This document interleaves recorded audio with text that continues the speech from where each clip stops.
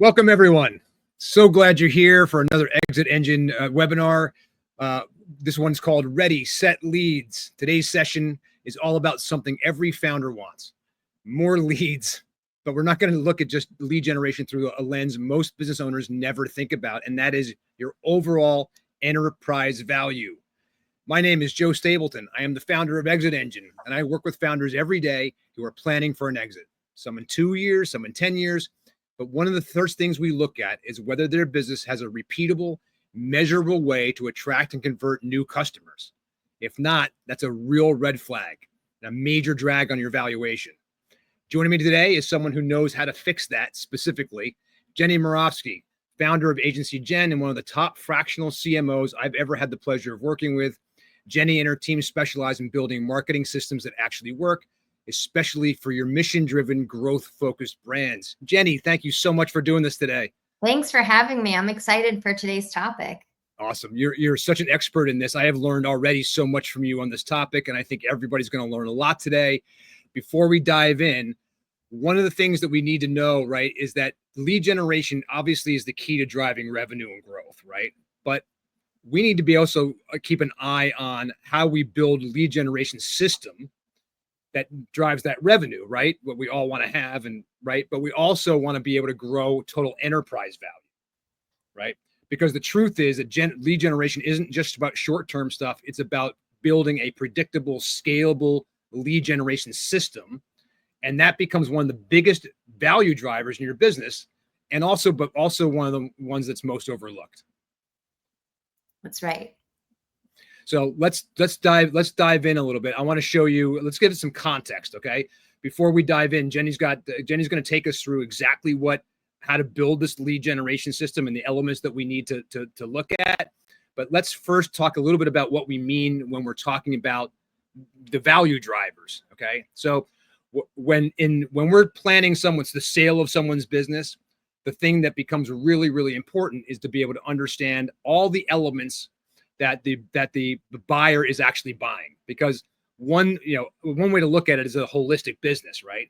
But the other thing is to look at its component parts. What are the things that actually create a high salability and valuation? And lead generation takes on one of those very, very big roles. Overall, when we look at about 10 different key value drivers in any business, interdependence, meaning basically how things interoperate, how much the founder is the owner is a part of any workings of the business and things like that. We look at systems. Are there systems in place to be able to make sure that these things can all happen in an automated way without a lot of human intervention, without a lot of cost? What about our positioning, our market? Where are we in the marketplace? Our offering in general, what's our product? What is the thing that we're actually selling?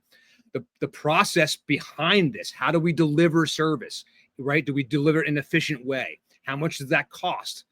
How compliant are we with all the different regulations in the industry that we have to do, right? Are we living up to our promises in terms of the legal and risk things? Do we have technology in place that is basically helping us kind of reduce costs and increasing revenue? Most importantly to this conversation today, Jenny, right, is pipeline. How much new business can I keep getting in here, and how long is my pipeline, right? That's going to be a really key situation when you hand this business off to somebody else someday, and that there's a pipeline already built and that you can repeat that pipeline and keep that pipeline being filled. The visibility that we see is also really important. So you being out there and marketing and having a marketing presence in general is going to be a major piece of your brand. And again, how a buyer will actually value your company. And then, of course, momentum, right? Do we have a track record going back 3 or 5 years of being able to build business? And are we showing it in an uphill, hopefully upward trajectory, right? So those are the key value drivers, specifically when we talk about lead generation, right? The lead generation things contribute to a lot of these things, right?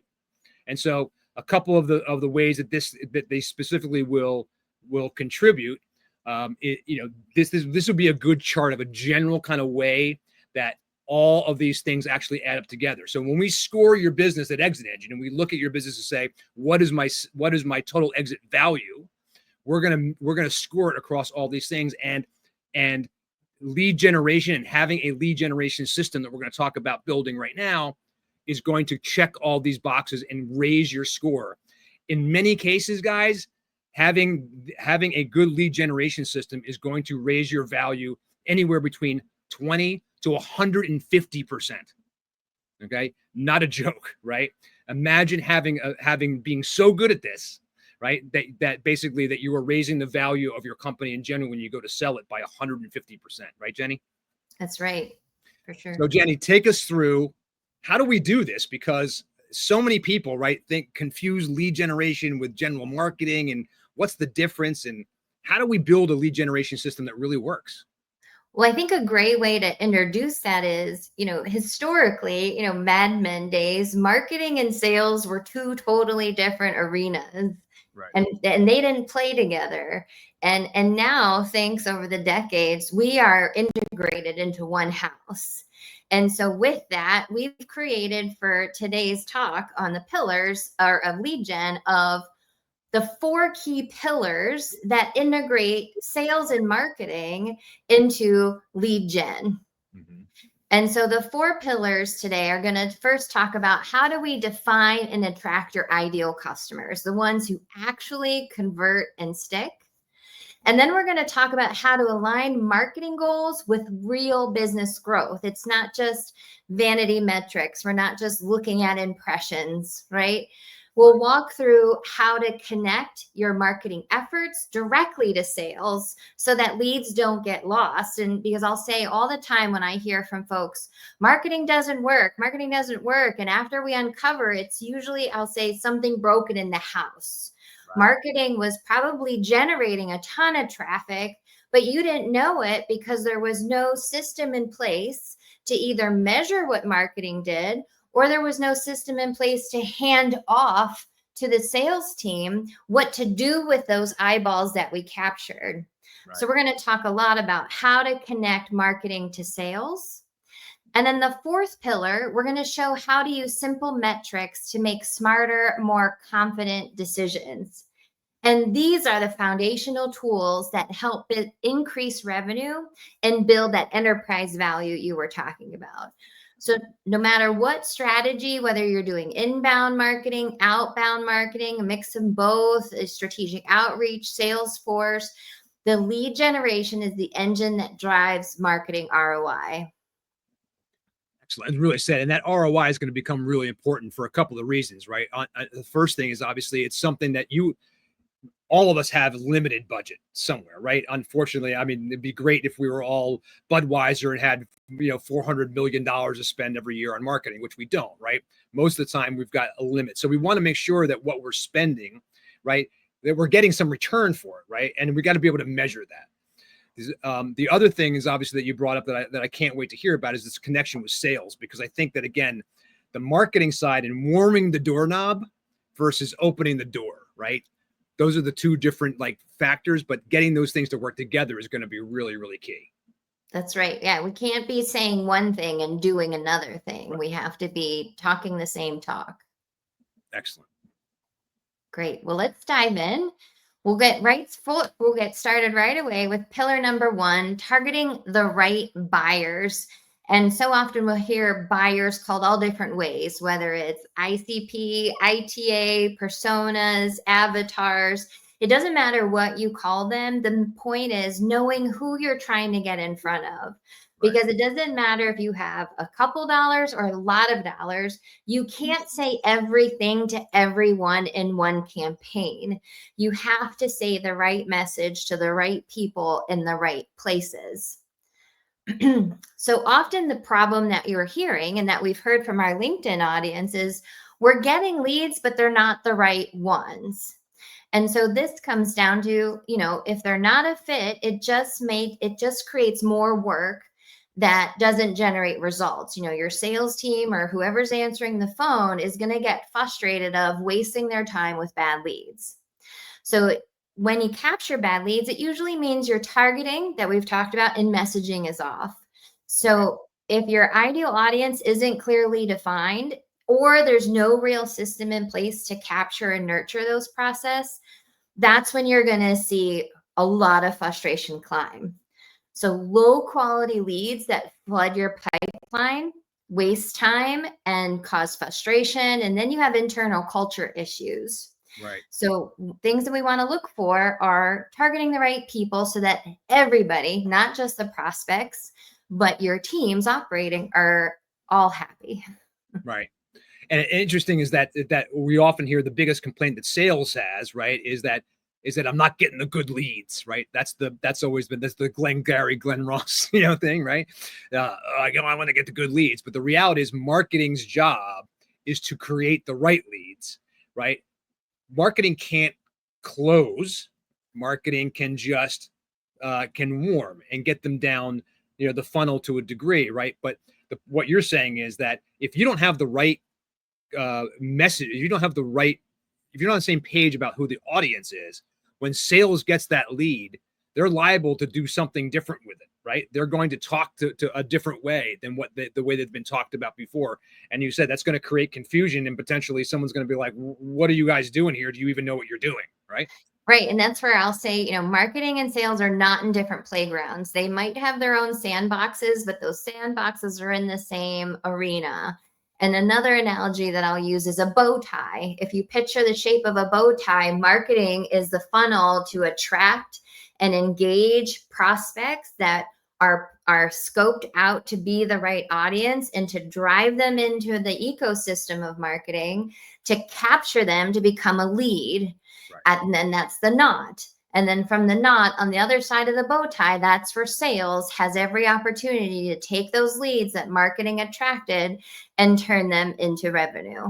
And I think it's important to point out too, that you may not have a sales force, and that's okay, right? It might be that your website is if you have an e-commerce, business, for example, the sales guy is your website, right? And so therefore it becomes optimizing that stuff. And so even if you don't have, a salesperson, the way we're thinking about it, even if it's in fact you, the founder right now, which we're going to want to change later, by the way, but if it's you for right now, know that there's at some point there is a sales thing happening, whether you're in control of it or not. So just keep that in mind, that it doesn't have to be a person. It could be the website. It could be some other method of actually closing these things. But correct, whatever that method is, it's still at that same stage of selling.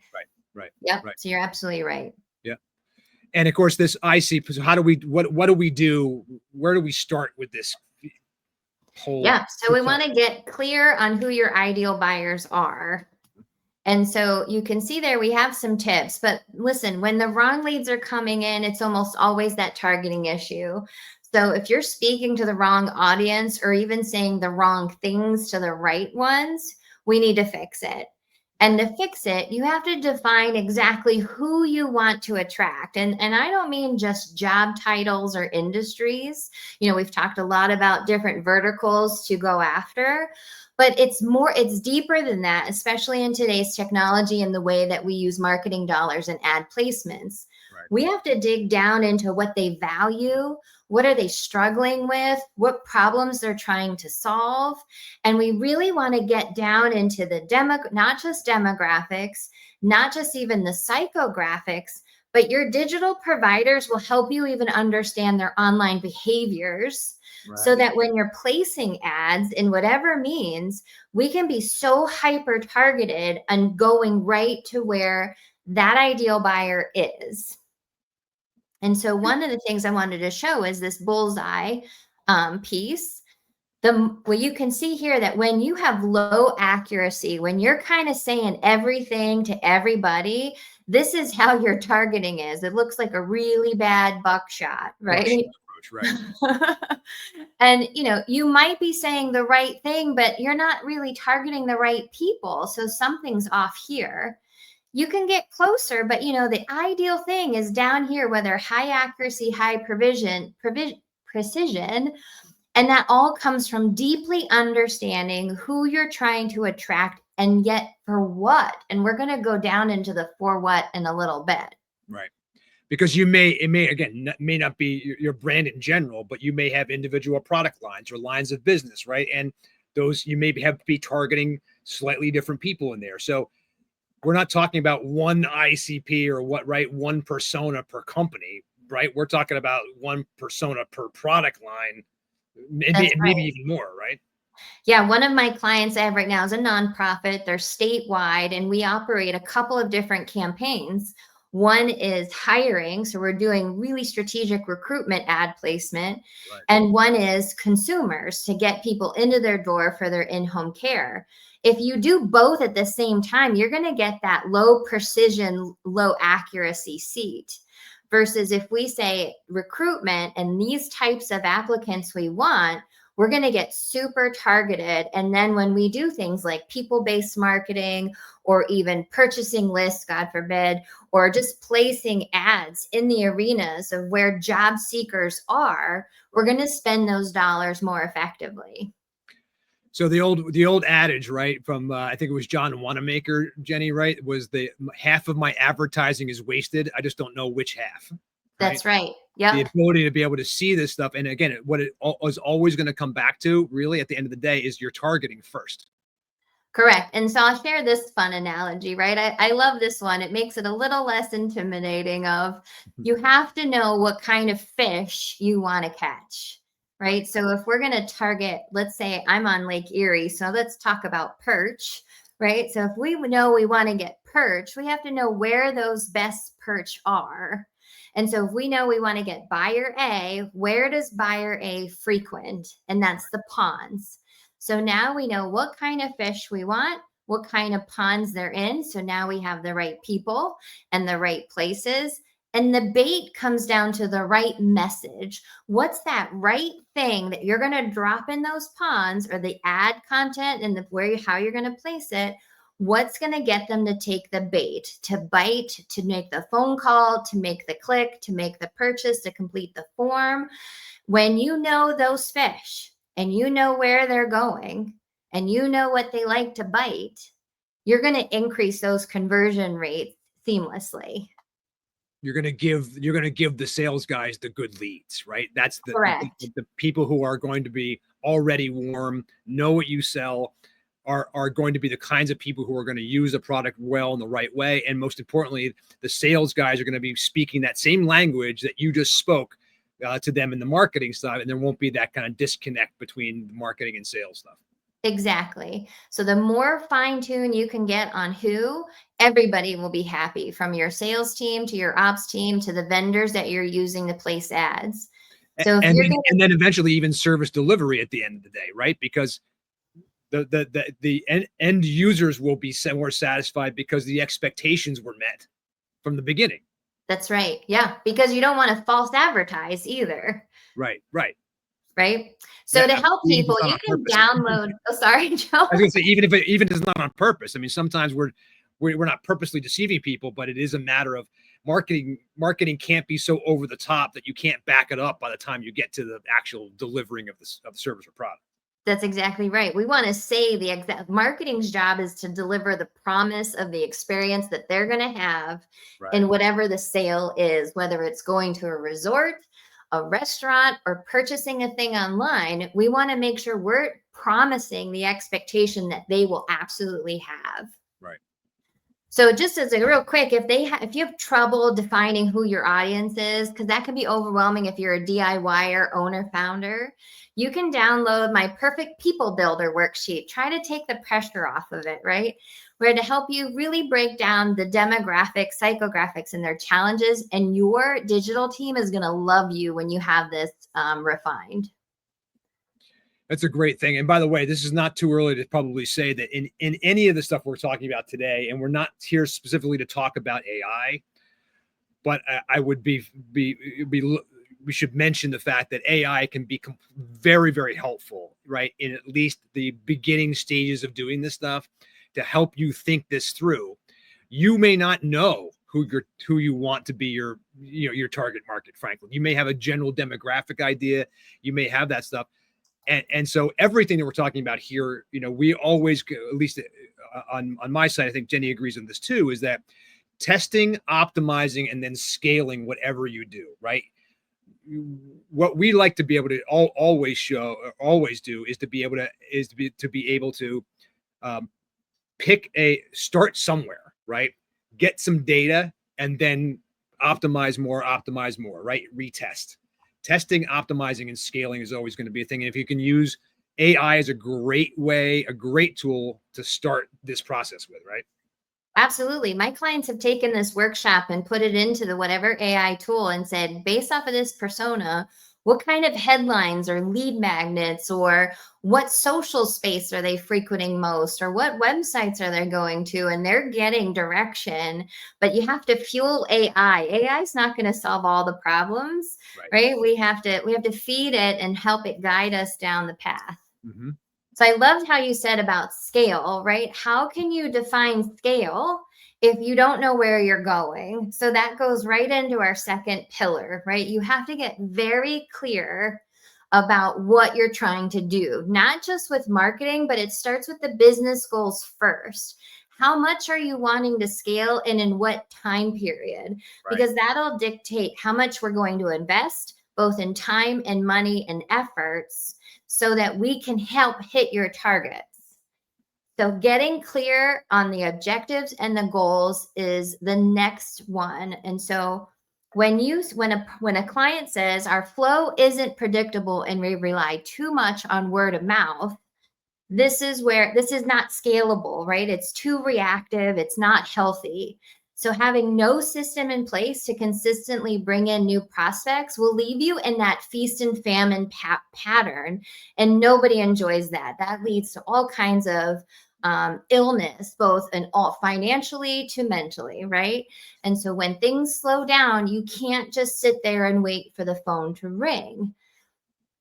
I think the other thing that happens too is in terms of an overall enterprise value standpoint, that if you can't predict the more you can predict how your revenue will come and when, the more valuable your business and saleable your business is, period. That's right. Think about taking your business as it is right now. Could you hand it over to another person and they could run it exactly the same way that you're running it right now? Chances are the answer is no, right? So as we think about this, what I want everybody to keep in mind is what we're trying to do is with lead generation and many other things, but it's particularly with lead generation, is make it predictable. I know I'm going to get this many people if I do X, Y, and Z. If I change my method of getting those things, and I've tested that method and I've got this other method, and we get leads this way from that one. And maybe I've got at the end of it 5 or 6 different ways that I attract leads, right? But I have them on autopilot, meaning that they're set and forget. I put the ad out, the leads come, the sales guys come and close 20% of them or 30% of them because they're never going to close everybody, right? But that's a predictable way of saying that is a transferable thing. That is a piece of the business that is an asset, okay? That can be monetized, that can have a price tag on it. And being able to put that in as part of the business and then, as it fits in with other stuff, is going to make your business more valuable and sellable. That's right. That's right. So that's why we got to secure a system, right? You got to be able to set a growth target, and you have to know how many new customers do you actually need to have each month. And this will tie directly to your big goals. So how many customers do you need each month? And from where? Work backwards. So based off of your typical close rate, which if you don't know your close rate, this is where all your data streams can help you figure that out. Right. You'll be able to say how many leads you need to bring in order to hit the sales revenue, that number of customers you want. That's right. And if you don't, by the way, if you don't know that yet right now, okay, here's something to just, as a general thing that's out there in the marketing world. On average, it takes about 7 touches, okay, for an individual prospect to become a customer. Okay, so that means on average, you need to touch that potential customer 7 times. Now that includes marketing touches and sales touches, okay, and it's a general average. Your business might need less, might need more. You'll figure that out as you try this stuff. But just know that if you're looking for a number to start with, figure that you're basically you need about 7 touches. And then within that, figure what we always use with people who don't have that information or used to use is use the 1% rule. Okay. Figure that in general, hopefully you're better than this, whatever, but basically that on average, people close somewhere between 1% and 5% of the people they touch. Right now, some businesses could be 10%, 20%. It could be way more than that. Some could be less, whatever. But that's a general way of thinking about it, right? So just again, in case you don't have these numbers yet, you should look at your numbers. You should try to find out this stuff for yourself and measure that over time. But if you don't have it right now, that's at least a good place to start. And your digital ad vendors and teams are going to be able to help you with that too, because they know from all the data that's out there what industry trends are. You know, a health and wellness spa might have a different close rate than interior decorating space. Right. And so they look at all those metrics in order to help you place not only the right ad, but in the right places with the right budget. And so I'm going to I'm going to move into this next slide to kind of walk through an example of how we take a budget and the right target and start to speculate and build a hypothesis of what we want the lead gen to do. So let's say that a monthly ad budget to put in front of the right people is $3,000. From there, and let's say this industry is interior design. Again, I'm just giving an example. We know from this that there's a certain percentage that will get the clicks out of that $3,000. The $3,000 will generate so many impressions. And from that, we know X percent will generate so many clicks. So for this example, we'll say we know that we're going to get about 1,700 clicks from this budget per month. Right. The next thing we want to know is what's going to happen to those clicks. And that's for that landing page. The lead magnet, whatever the thing is, has to be able to monitor a conversion rate. And so we'll know that the industry average is a certain percentage, again, because of AI and also your expert partners. So we're going to say out of that 1,700, 2% are going to actually complete the action we're telling them to do. So that might be a form fill, a phone call. Those are really the two biggest ones. Right. And so from that 2%, we're going to estimate, we're going to get 34 quality leads coming in from that $34. Does that make sense so far? That means that 34 people are going to be contacting or be talking to sales, right? Or correct. 34 people would be inside the shopping cart of your thing, maybe not checked out yet, but at least they've gotten that far. They've added the item to the cart, for example. Correct. They entered into the sales funnel. Gotcha. Right. That's right. So this is where going back to knowing your numbers matters. What's the average sale price of that thing that you just told them they need to get on that landing page? What's the average price?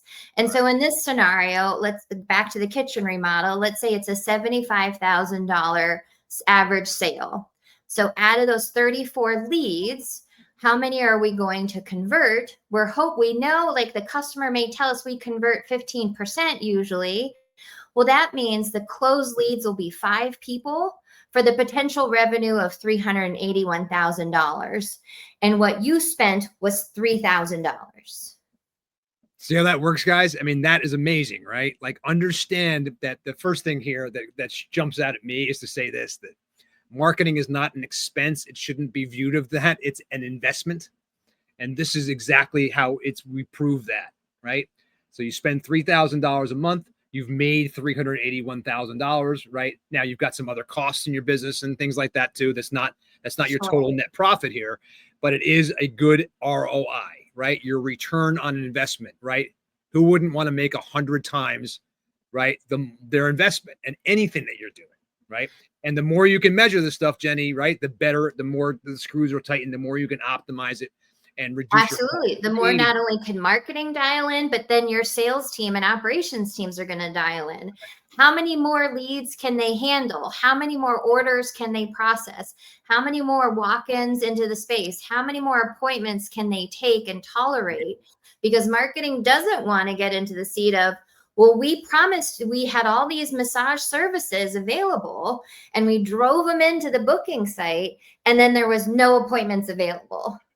Right. And then they turn around and blame marketing for not working.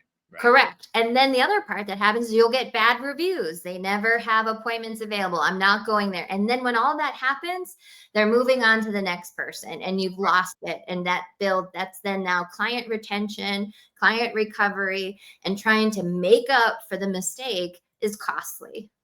I think the other thing that you get out of having this planned out this way, right, is to say, hey, look, I'm spending $3,000 to make 381 now. What would happen if I spent $6,000? And that's exactly how my teams work, right? This is where we're setting a benchmark because we're competitive.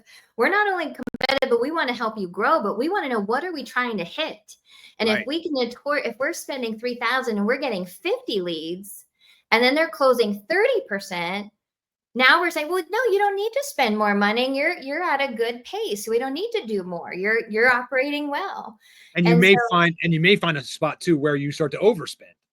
So correct. if you spend, it's like, well, let me just raise up $4,000 and see, will I actually raise it up? You know, whatever. If I'm raising it up 25%, am I actually raising that bottom line revenue by 25% or more? Right. And if you're not, then you're going to find maybe you dial it back. That's right. I'm going to keep moving, Joe, just so we can make sure we hit all our pillars. So I want to go ahead and show another version of the sales funnel, right, where we talked about hitting in front of the ideal target audience. So that budget that I showed before, you know, we're estimating we're getting in front of 80,000 eyeballs or impressions. From that, we're going to get about 1,700 clicks based off of a lead magnet or something to bring them in and to put them into the funnel filler. And then they go through the funnel filler. We're aware of you. We're going to check you out. We're going to make a decision, and then we're going to purchase, or at least in this case, fill out the form or make the phone call to capture the 34 leads. And then sales takes them to grow. Right. Yep. So here's just another way of showing that sales funnel is awareness can trigger all kinds of different marketing tactics. Each phase has its own different marketing intentions and the different tools and things that we can use in order to keep pushing them through that funnel. Because not everybody is going to come in, right? The funnel is not as simple, unfortunately, right? I wish it was, but the funnel is almost never as simple as I get a lead in the top and it goes immediately to sales, right? Right. I mean, listen, this is, if I could be a mind reader and tell you how humans behave to words on screen, I would have my own private island. That's no question about it. Yes, exactly. And that's where I'm going to just jump to this slide. I'm going to hold on just one second, because in that same vein of marketing, I like to use the scientific method, right? Where we create an idea, we do some intentional research and we plan, then we create the ad or whatever it is, implement it, measure it, and then we adjust, because we can only presume so much of how people will react. Maybe we said all the right things, but they don't like your product. I mean, that's a possibility too. So there's all kinds of factors that go into play. And the learning that you get when you start running, we call it running data through here, right? Or when you start running people through your funnel and start learning from that, right, and adjusting that back in, that's how you're going to optimize this stuff, right? Right. And you're going to, and anywhere you see a bottleneck or you see something drops off, those are indicators, right, that will take, you know, a little bit more deep diving into that section of the funnel to see, hey, what's going on here? Why am I losing people after this landing page? Why do I see this big drop off after I give them after the lead magnet or something like that, right? That's right. And that's where we got to have a proactive marketing plan, right? And I'm going to kind of move around a little bit just so we can hit our time frame, okay? But if your marketing is reactive and you're just throwing things up and seeing what sticks, that's not going to get you that 100% return on that example we showed you. Right.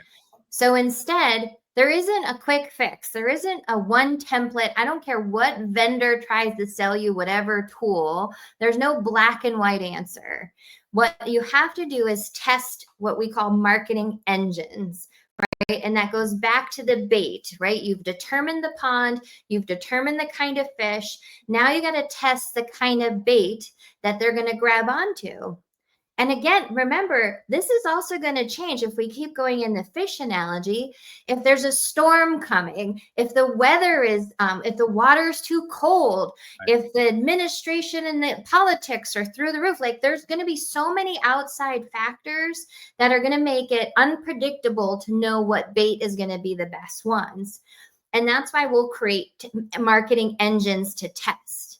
And so you want to try 2 to 3 engines to that audience, to that pond, and see which one works. And you want to test it, refine it, and prove that it works. And so I have a couple of examples here. Right people, right places. Sorry. Okay, so once you define those audiences, you want to get that clear call to action. You want to hit it with some bait, a lead magnet of sort, push it into your CRM so the sales team can move. Mm-hmm. And then here are some examples of some lead magnets. Now, these aren't all, of course, these are just some. So you want to pick some things that, you know, maybe will be the best predictor based off of the audience in which you said you want to get in front of. Right. Maybe you have seniors, right? Maybe we find that AI and our digital providers saying seniors aren't listening to podcasts. So maybe podcast isn't the space to be. Right. So you can make these decisions the better you know your audience. And again, try them out, right? Just try them out discreetly so that there's not overlap, so that you can so that you can figure out what works and what doesn't, right? What you don't want to do is crowd everything all together and test everything at the same time, because you won't be able to know what happens. If you take as Jenny says, take these three, 2 or 3 marketing engines and test them. And again, the way that if it's messaging you're going to test, that's relatively easy to do. Let's split up your audience into thirds and send one, if you've got 3 distinct messages, send 3 messages, 1 message to a third, a second message to a second third, a third message to a third, and see what the response is like. Right. And just to connect that for our audiences, that's what you'll know as A/B testing, right? You're doing ABC testing to the same audience and seeing which message grabs the best. And the methodology applies whether it's a messenger testing or a specific tactic, right? Or even your website and that kind of thing can get into these discrete tests, in terms of user experience and all kinds of stuff. So testing is really a key to all this, to learn yourself what is working and then leave the stuff that's not and focus on the stuff that is. That's right. And that's what leads us right into our third pillar of connecting the efforts to results. Mm-hmm. And so the problem usually that we hear is we're spending money, but it's not turning into sales. So this is where marketing is disconnected and there's a loss of revenue. So maybe you're spending on ads and SEO and videos, but nothing's happening. There's no sales generating. Leads fall through the cracks because there's no system in place to connect those leads marketing captured and to move them to the pipeline. Mm-hmm. So this is where we're going to not promote any specific CRM, but not having a shared tool or technology, a platform in which your teams can all collaborate on that same database. Then you have a clearer visibility to what's working and what things are not working. Right. The system that you're building here, right, should not only be able to understand who the target market is, how to reach them, right? What do we say, right? Then we're basically handing and then those leads and that information that goes along with that lead. It's not just the lead name, right? It's whatever information I can also pass on, right, to the salesperson that might help them. Where we, basic things like where we got them, right? Things like, where this lead came from, what was the message they responded to, what's the offer they're on to, whatever that, all that informs the sales team, right? So you've got a seamless handoff, right? That's right. And this is the exact thing, right? Because marketing can't win the race. Sales just can't win the race, but it's this marathon and it has to have this handoff seamlessly from one teammate to the other teammate. Exactly right. Yep. And again, what you're doing here, guys, is that you are building a system, okay, that is repeatable, right? You know how it operates. You'll know eventually over time, you will go, if I move this one element to the left, that this entire picture will change, right? If the example is that if I make a change on my website to the landing page, right, I'm going to be able to see a difference downstream from that in terms of what happens to those leads, right? Whether it's creates lift, meaning more leads, or whether it decreases leads, or whether, right, or anything. And so the ability to be able to not only hand the stuff, handing the stuff off in a way that makes sense and aligns everything together is really key. That's right. That's why I love this picture of, whether it's a flight of planes or ships, right? If you look in a bay and all the boats are going in different directions, that's going to be chaos. Right. And so the owner or the director of marketing, the chief of marketing, their job is to get everybody in alignment and moving towards the same goals. And so we do that by things like having a shared CRM or a tool in order to see how we're doing. And then in there, what one of my favorite things is tracking that customer lifetime value, because that's going to tell us their behaviors, not just in online behavior, but what were the things that brought them in, because we're going to be able to track those. We also want to look at recency, frequency, and monetary tools about those customers so that we can build a clear customer profile based off of what we're actually selling. Who are our A+ clients? Because we want to replicate those. So you may have the ideal target audience or the ICP, but you should use that inspired by your best clients today and replicate those so that you can do that as you enter a new market or if you're pivoting into another kind of space. And you even if you've got nothing going on right now and you start by saying, hey, look, give me just a general way of who my ICP is, and start these kind of discrete tests. The learning you get from this stuff, right, is key, because that means that's how you're eventually going to get to this system that works, because you are trying things, keeping what worked, getting rid of what doesn't, right, and then building a system on top, basically stacking them on top of each other, and now you've got an entire kind of system. And again, product by product, business line by business line, right, audience by audience. All of these different ways kind of come in here to build this kind of seamless system that interoperates. Well, and here's the hard reality. If the owner and leader of that ship, of that business, is saying they want more sales, but they're not willing to change, this is going to be a huge bottleneck and a huge roadblock, because if you change nothing will change. That's it. And by the way, it's a roadblock to revenue today, and it's a even bigger roadblock to that founder's ability to be able to turn around and sell the business later on. That's right. And so that's how this all comes together, guys, right? This system that you build isn't just for today. The system that you build and you continue to make and refine over time is adding serious dollars to the value of the business as you move forward. That's right. So let's go into pillar 4, measuring and enhancing. So hopefully by now you'll have systems in place so that you can make decisions based on data and not on gut and opinion, which is a huge one, right? By the way, especially I will point out, especially the what we call the HIPPO, the highest paid person's opinion, right? Which is often the founder and owner. And guys, you may, as a founder out there, you may have ideas about how this stuff goes, okay? But trust me when I say this, because I have been there, I have been you, and I have been that guy, and I've made that mistake. You need to listen to the market will tell you what to do if you listen to the market. But if you think you know better than the market, that will be your downfall. And not only will your downfall in the short term of terms of lead generation, it will absolutely be your downfall when you try to actually try to go and sell the company one day. I agree. And I was going to even parallel that too. If you're leaning on boards to make decisions, that are opinion based, what happens when that board changes? Right. So if the board, and I'll do kind of just a super simple example, if the board was like, no, we want blue as our primary color for our brand library, then that board changes. And now the new board's like, why are we using blue? We need to use green. Well, now you're going to spend even more money, because now we'll have to go back and rebrand all the things and do it over again. So that's just an example of how opinion-based decision-making can be so costly and not have a long-term shelf life.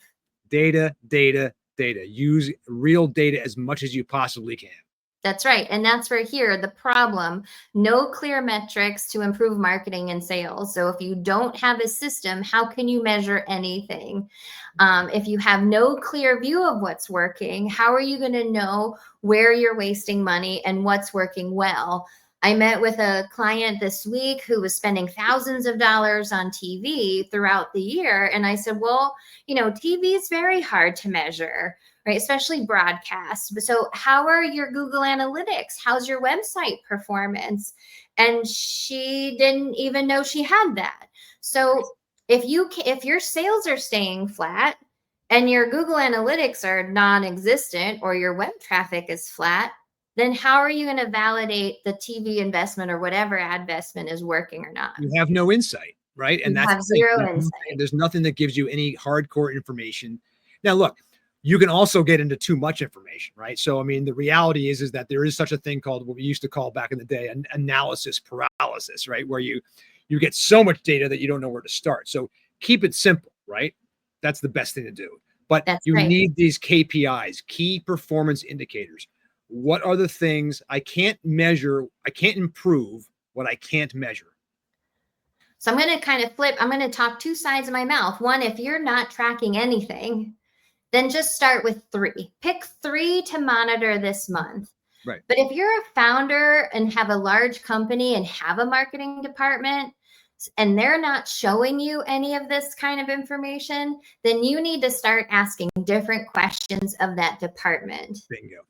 And so we could go down a whole other path. I could give you guys leadership questions to ask to challenge that marketing department to audit how are they really doing. But the goal at the bottom line is ask the right questions and look at something. Look at some kind of metrics if you're looking at nothing. Besides just the bottom line sales, right? That's what we're trying to say is that obviously you're looking at the sales coming in and that's where everything's going to kind of, that's where the rubber really meets the road. But there are clues as to what's happening earlier up in the funnel. That's right. So I'll just skim through this one real quickly, right? You don't need advanced tools. You just need to have some specific things you're going to look at. Right. You need to focus on key stages of the customer journey, which I'll show in the next slide. And if you have a CRM, then use that in order to capture some kind of data.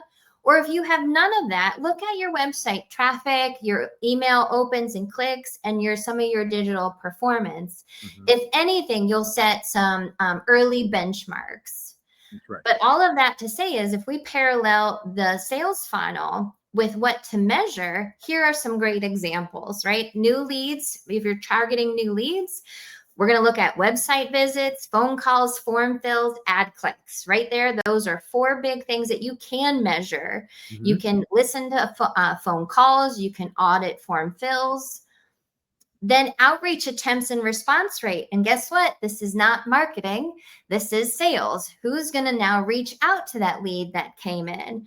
Who's going to make them qualified and measure or document why did they drop off? Why were they qualified or not qualified?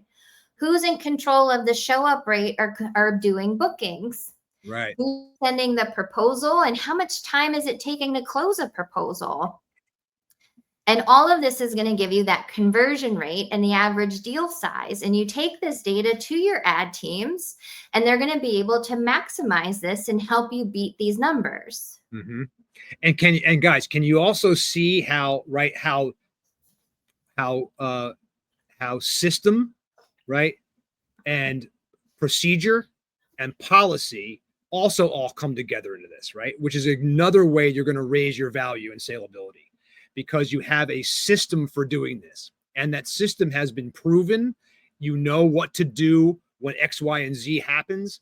The sales team knows how to react. One small real example of this that I think we can throw in here too is to know that, nowadays you can record your phone call with the client prospect, right? You can have that recorded with AI and send the call transcript together with the lead to the sales guy, and the sales guy can actually hear the phone call you had, right? With the appointment setter. That kind of insight and that kind of stuff is another way, another kind of just quick, tip. In terms of being able to kind of make sure that the information that goes along to the salespeople is all the same information. right? Well, this is why as a fractional CMO, I try to get into all the departments of a company because yeah, our digital tools of digital ad placement can record those calls as well and look at those form fills. Right. And I tell my clients, listen to the phone calls. Are the people that you hire to answer the call, are they navigating it the right way? If someone called to cancel an appointment, were they able to save the appointment and rebook them? Right. Now you're getting sales training opportunities, and you're also can listen for culture and communication, and not just marketing communication, but communication across teams. So maybe you need to bring in a communication expert, or it's really going to give you insight to your whole culture of the company and how you operate. So then that leads to retention and recruitment. You're going to sell more, you're going to need more people. Well, what kind of people are you going to bring in and what are they going to walk into?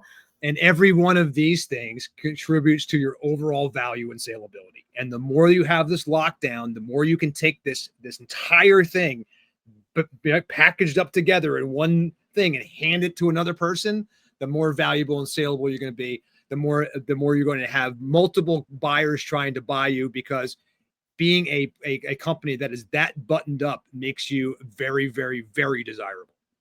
100%.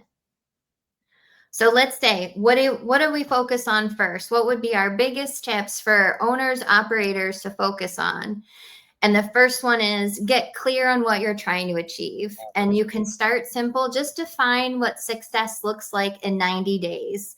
90 days for you to get more qualified leads, define conversion rates, or maybe you're just simply looking for better brand awareness, but define what you're trying to do within 90 days. And choose those business objectives that marketing then will support. Don't reverse it. Don't say, marketing, get me more impressions. Instead say, hey, I want more qualified leads. And here's the buyer persona that I'm trying to get in front of. And here's how much I'm willing to spend. Now marketing can take that and maximize it. And don't say to your marketing department, I want more closed leads. Okay, because that's the wrong department, right?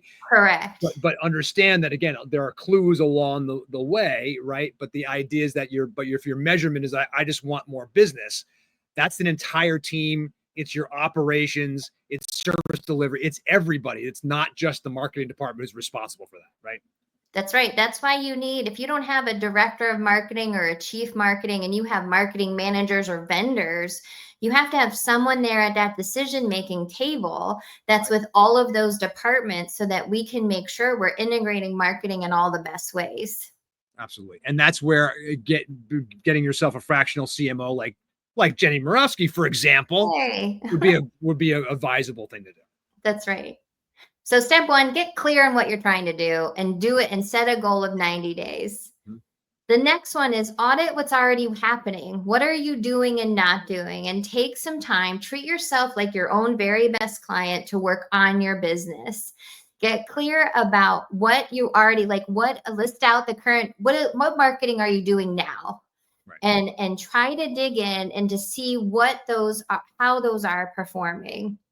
And then you'll be able to start to look at if they are creating results or not. If you find that you're investing in SEO, but your web traffic isn't going up month over month, then maybe it's time to pause that and reallocate those dollars to something else. I think it's a really great point to bring up, because so many people think I've been stuck doing this. This is how I've done it. I've been doing it like this forever. And they're afraid actually to potentially get rid of something, especially if they're not sure, right?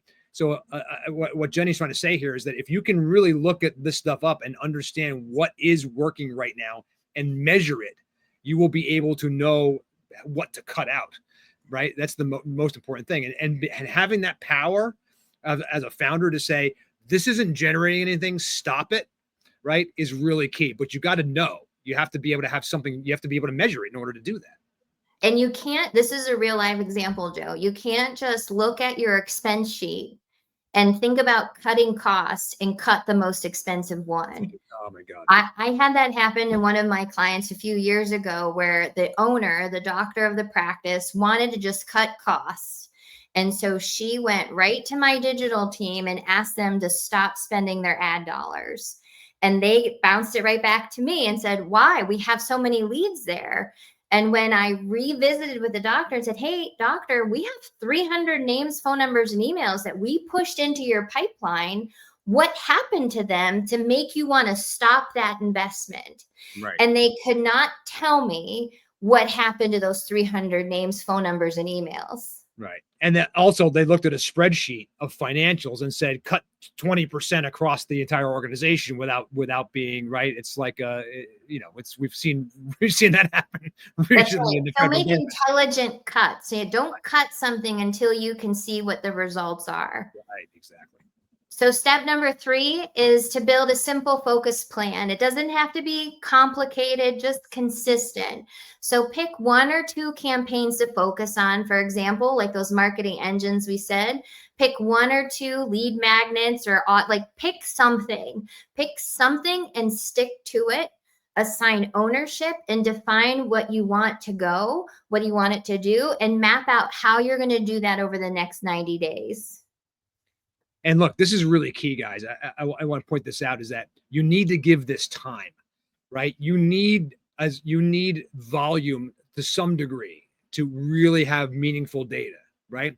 1 or 2 anecdotal things about what's working or won't cut it. You need to make sure, the more people you can get through your process to see what really works, the better off you're going to be. So give it time. And a lot of that is just, that's why it's 90 days, not 10. Right. It's not the 1, 3, and 5 year plans either, because stuff can change so much in that. So 90 days is a non-intimidating time frame to test and get enough data, hopefully, to be able to know that you're making the right decision. Yep, to refine and use your 3 words, Joe. Test, optimize, and scale. There you go. Awesome. Very great. cool. So we have a little bit of time. I think just like 2 minutes, maybe. We do actually have a couple of questions here, so let me read them. That okay? I'll shoot this first one at you anyway. So we've got AI is obviously a big topic right now, Jenny. Right? I mean, it's all over the place. We're seeing it everywhere. Many of us are using it in our everyday everything. Right now, as we have people's opinions aside, there's obviously a lot. If we can, Where are we seeing the best use of AI to find leads right now? Well, I'll share my own personal experience, right? Because I niched verticals over the last 5 years into just nonprofits. And I want to take all those skill sets and I want to pivot into healthcare. Right. But I sit here and think, who in healthcare needs a fractional CMO? So I fueled the AI with my client persona of an independent private practice who's wanting to scale their business and, my other data. And I asked AI, tell me top 5 prospects or leads in the Northwest PA region that I should go after.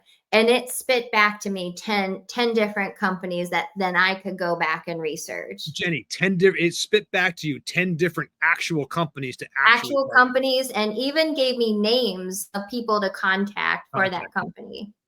Yeah, this has gotten very powerful. Very powerful, but as I think people are getting terrified of AI eliminating jobs, and I believe that it will do that. But I believe also that it's still going to be powerful based on the human direction it's given. And so as long as you learn the better prompts and the best way to drive that machine, the better it'll help you navigate your own course. And by the way, I suggest also there are a bunch of newsletters out there that will show you kind of the AI things that are kind of going out there in the world, because it can be very confusing. I'm sure that all of us, I know it's happened to us. I know, Jenny, it happens to you all the time. We are bombarded by emails and people on LinkedIn telling us they can get us more leads and do all this stuff. I'm sure you guys have experienced that as well. So my advice on that is to try to take your time, meet with these people, right? Gather the information from them without making commitment, and try to balance them against each other, because you will find people right now, it's the Wild West.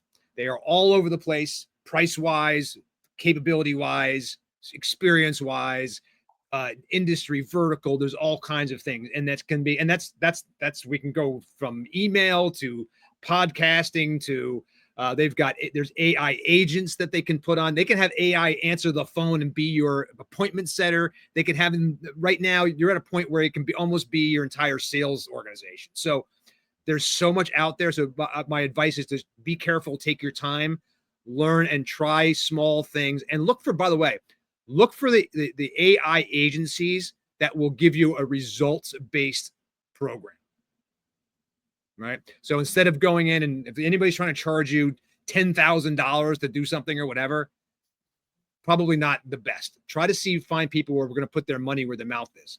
And they're going to say, hey, look, we're going to do this and you'll pay when this happens.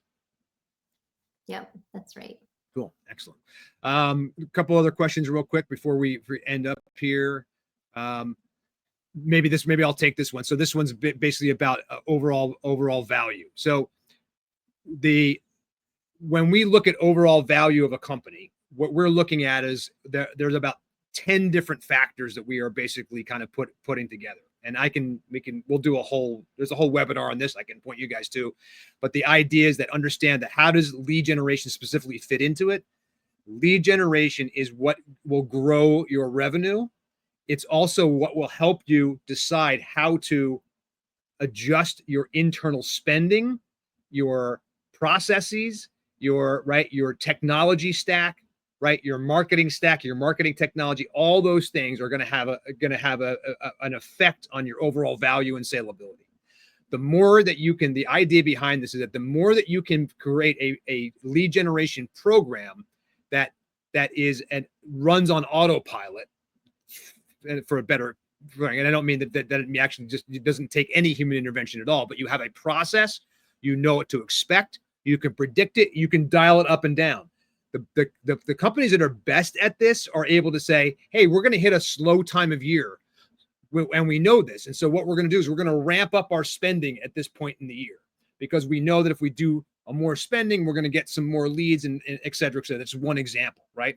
But understand that as you go through this stuff, you want to be able to have a machine that you could pretty much point in any direction, right? And it would work. And that means that when you take all this, the CRM, the process, the sales team, the marketing assets, the messaging, the ICP, all that bundled up together inside your business is an asset that is making your business more valuable and more sellable. Does that answer your question? So, guys, this has been, I think we're out of time. We're 1:32. It's been a really great time. Let's just talk real quick about who we are and why we're here and what you can do next. Okay. So hopefully you found some real actionable things that Jenny has given you. Jenny, thank you, first of all, so much for doing this today. You are awesome. We'll talk about how to get in touch with Jenny in a second. But for right now, what is Exit Engine? And guys, I want you to introduce you to this new thing that we're putting out here, the Exit Engine ecosystem. Right now, this is going to be a place where we're going to ask founders to come and help them actually build an exit strategy on their own, to kind of do it yourself. We're going to give you our platform, our process, all the tools, and then also all the people like Jenny, right? Who are there, who are our advisory partners, who will be there for you to also help you and guide you through these bespoke projects, whether it's building a lead generation system, or whether it's an operational thing or a leadership program or any of that stuff. Okay. So you're going to find it here. For right now, this is coming in September.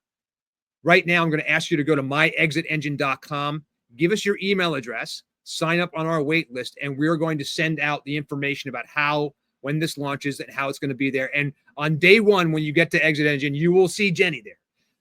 Jenny is already there. We've got a lot of these people here who are kind of waiting for you to help guide you through this whole thing. So right now, if you go to myexitengine.com, get on our waiting list, and in a couple of weeks, we're going to send you some information about how to join this community. And as always, guys, our podcast at myexitengine.com. The Exit Engine podcast is always there for you. Jenny's been on the podcast. You've maybe seen clips of her on our podcast on LinkedIn. Great, really good. If you haven't seen that, go back and check out her episode. It's really, really awesome. Jenny, how can our audience get in touch with you? Yeah, absolutely. You can just go to agencygen.com, or they can scan this QR code. Either way, they can go and they can book a free strategy call with me where I want you to bring your biggest, toughest marketing challenge, and we're going to see if I can help you solve it. So no pressure, just some smart guidance, and to see if we can work together. So agencyjen.com. Excellent. And we know to finish up here that lead generation is a key thing to be able to get good at. Okay. If every business was as good at generating leads as some of them out there, this would be you'd be an unstoppable force, not just in terms of your ability to build revenue today, but also in your ability to be able to build value and saleability for your company in the future. All of this kind of works together, right? Lead generation isn't just about short-term revenue. It's about predictable, scalable system that's going to be one of the biggest value drivers of your business one day when you go to sell it. Right. Thank you, everybody, for joining us. Jenny, thank you so much for doing this today. Really appreciate it. It was incredibly insightful and informational. Really love it. Go find Jenny at Agency Gen. Listen to our podcast at podcast.myexitengine.com. And right now, go to myexitengine.com and sign up. We'll send you information about how to join this community today. Thanks, everybody, for joining us. Dave, wherever you are, thank you for all your help today, and everybody else has helped put this together. Jenny, we'll talk to you very soon. We'll do another one of these very soon. Thank you so much for your time today. Thank you.